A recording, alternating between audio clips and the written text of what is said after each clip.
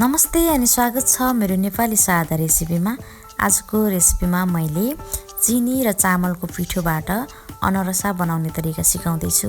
तपाईहरुलाई आजको यो मेरो रेसिपी कस्तो लाग्छ, जस्तो लाग्छ त्यस्तै सल्लाह सुझाव दिनु होला। यसलाई बनाउनलाई सुरुमा चामललाई भिजाउनु पर्छ। मैले चाहिँ यहाँनिर चामललाई 8 घण्टा जति भिजाइसकेको छु र तपाईहरुले पनि हुन्छ भने अझै धेरै पनि भिजाउन सक्नुहुन्छ।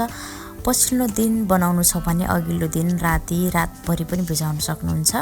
र मेरो चामल चाहिँ 8 घण्टा मात्रै भिजाए पनि राम्रोसँग भिजेको छ। र यसलाई पिस्नको लागि, यसलाई पिठो बनाउनको लागि मैले मिक्सरको प्रयोग गर्दै छु। तर यसलाई ओखलमा पनि कुट्न सकिन्छ अनि सिलौटामा पनि पिसेर गराउन सकिन्छ। यो चिसो चामललाई पिसेपछि ओखलमा अनि सिलौटामा पनि मसिनो भइहाल्छ। र यसलाई तपाईहरुले जति सक्नुहुन्छ मसिनो बनाउनु होला। मैले चाहिँ पिसेर अझ मसिनो हुनको लागि, अझ मसिनो पिठो निकाल्नको लागि मैले चाल्नुमा चाल्दै पिस्दै खस्रोलाई पिस्ने, मसिनोलाई त्यत्तिकै राखेर मैले यसरी चाल्नाबाट अझै मसिनो निकाल्दै छु।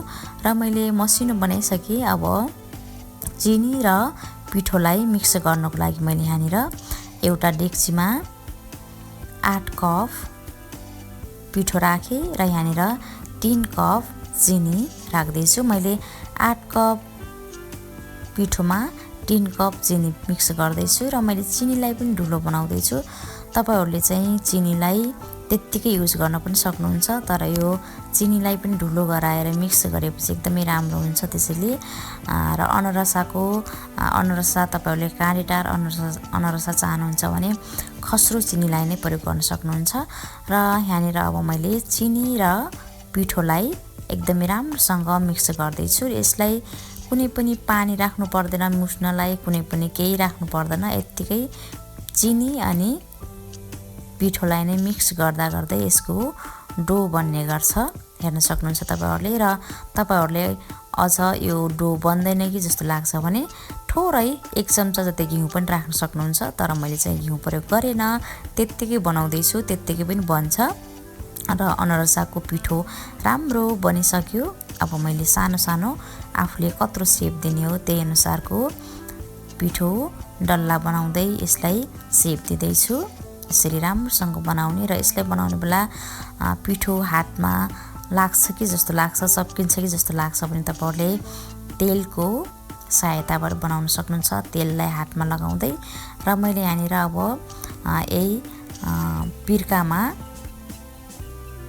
तेलको प्लास्टिकलाई चिप्काएर बनाउँदै छु र यसरी राम्रोसँग बेल्ने।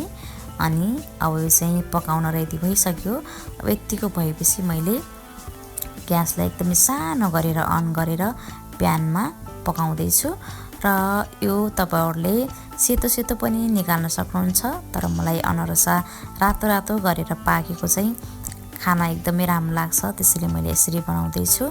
र यसलाई चाहिँ एकपट्टि मात्रै पकाउने, अर्कोचोटि नपकाउँदा पनि यो तेल माथिबाट राख्दै पकाउँदै गरेपछि पाकिहाल्छ। हेर्न सक्नुहुन्छ मेरो अनरसा रोटी एकदमै राम्रो बनेको छ। अब मैले सबै पिठोलाई यसै गरी राम्रोसँग बनाएर सकाउँछु। र मैले चाहिँ अब रोटी बनाएर सकिसके। र तपाईहरुलाई यदि तिहार विशेष फिनी रोटीको रेसिपी चाहिन्छ भने बायाँपट्टिको भिडियो क्लिक गर्नुहोला। र यदि तपाईहरुलाई भेली रोटीको रेसिपी चाहिन्छ भने दायाँपट्टिको भिडियो हेर्न सक्नुहुन्छ। आजको भिडियोबाट बाइ बाइ।